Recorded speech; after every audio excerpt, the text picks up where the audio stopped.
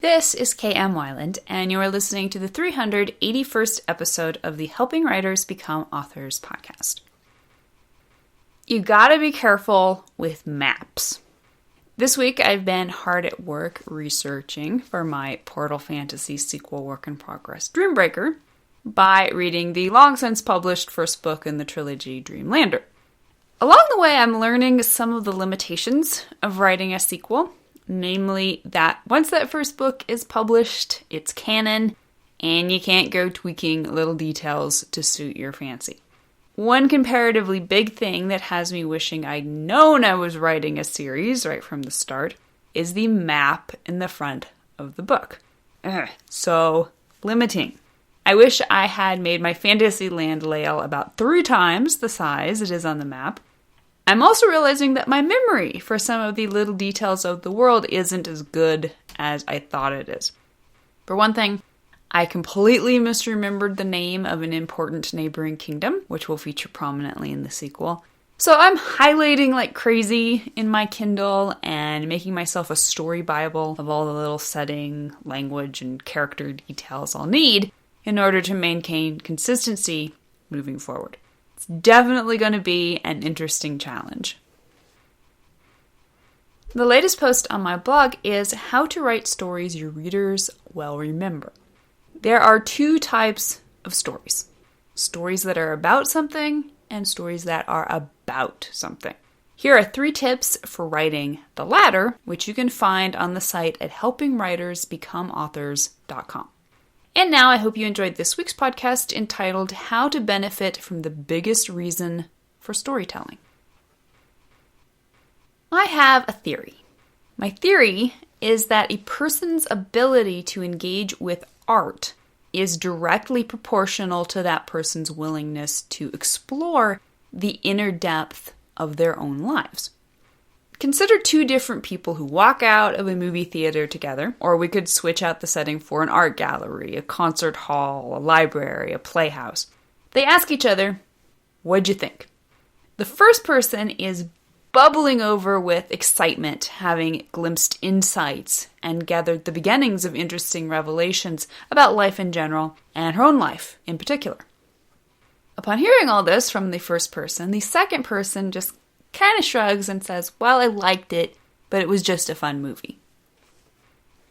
This is a scenario I've witnessed countless times in my own life, with me admittedly playing the role of person number 1 to someone else's unenthusiastic person number 2.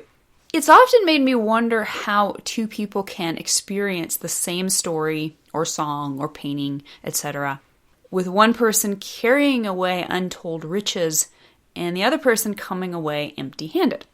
Inevitably, I've chalked it up to the subjectivity of art. After all, what rings one person's bell won't always ring another person's. But I no longer believe that's the sum total of the solution. In recent years, I've had the privilege of witnessing someone close to me begin growing out of a shallow perception of the world and into a deeper understanding of himself, and even better, a deeper desire to search out the hidden mysteries of life. The really interesting thing, however, is that his awakening into a deeper curiosity and passion about life has been directly proportionate to his ability to interact with stories. Where before he would have been person number 2, shrugging off a story with a casual, "Yeah, it was fun," now he's starting to look deeper, starting to see meanings and interpretations that apply to his own life. Life is helping him experience art, and art is helping him experience life. And so it goes. And how incredibly awesome sauce is that?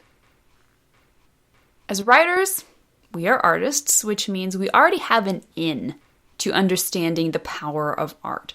We're daily training ourselves to look past the surface of stories, to see not only the technical workings behind them, but the deeper meanings. It's a gorgeous cycle. We use our art to interpret life, but as artists ourselves, we also get to use our art to create and expand upon life. As Carol Phillips wrote, "A writer begins by breathing life into his characters. But if you are very lucky, they breathe life into you." The reason art matters at all, the reason any one of us bothers to write a story at all, is because stories are life. They are the mirror through which we see the reflection of our own existences. They are the framework by which we organize a chaotic world. They are the metaphor that helps us make sense of the infinite. The most important question in the world is why. If we can understand and claim the reasons why art is important, the reasons why even person number 2 keeps coming back for more stories, the reasons why we write, then we will also be able to understand how to write better, more pertinent, and more powerful stories.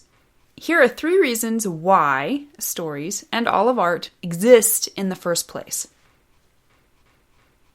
Reason number 1, stories are about asking questions. As in writing itself, life is not about finding the right answers.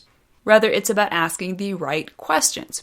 Because if you discover the right question, the right answer will already be inherent within it. Every story you experience is asking a question. It asks the big questions. Is life worthwhile? Is there a purpose? Does good really triumph over evil? But it also asks smaller, instantly applicable questions. What makes a relationship work? Is it possible to find forgiveness? What makes evil people do evil things? What makes heroic people do heroic things? Inherent in the very act of asking all these questions are their inevitable answers. But as a writer, your job isn't so much to dig up those answers with a triumphant aha, as it is to simply be willing to go into the unexplored corners where you don't know what the answers will be. William Trevor offered what should be every writer's mantra. I believe in not knowing. A writer needs to be doubtful, questioning. I write out of curiosity and bewilderment. I've learned a lot I could not have if I were not a writer. Reason number 2. Stories are about growing. This is why stories are fundamentally about change. A story is about an arc within the characters, within the plot, within the theme. What is found at the end of the story is not the same as what is presented in the beginning. Stories are never static, just as life is never static. Although we read for comfort, entertainment, and even distraction, a good story should never be an entirely easy experience. If your story is asking those important questions we talked about a second ago, then what it's really doing is putting life under a microscope, both generally and for the individual reader and her personal experience in particular. Here's a worthwhile challenge from no less than Franz Kafka. It seems to me that one should only read books which bite and sting one. If the book we are reading does not wake us up with a blow to the head, what's the point of reading? A book ought to be an ice pick to break up the frozen sea within us. If readers are able to leave your story without at least feeling the prick of discomfort from the life questions being presented to them, then your story will never truly matter. If you want to write truly memorable fiction, you must be willing to challenge your readers to self-growth by first challenging yourself in the writing. Reason number 3. Stories are about finding patterns.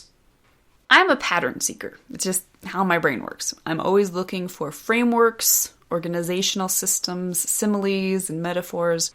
I have a probably unwelcome habit of looking at someone's outfit and immediately turning it into a simile.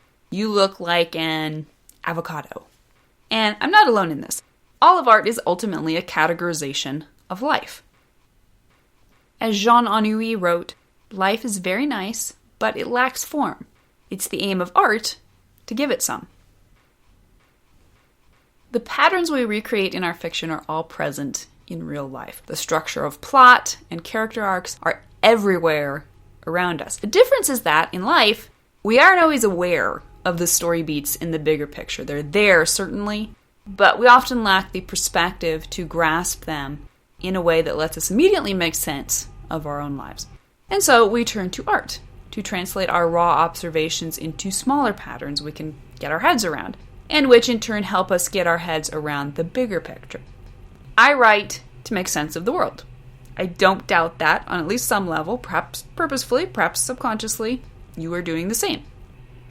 Barbara Tuchman said, "Books are humanity in print." Stories are a metaphor for life. We read about Jean Valjean or Katniss Everdeen or Steve Rogers, and we see ourselves. Their crazy dramatic adventures are really just metaphors for our own experiences. Through them, we gain perspective on our own lives. We begin to see the patterns. We catch a better glimpse of the big picture.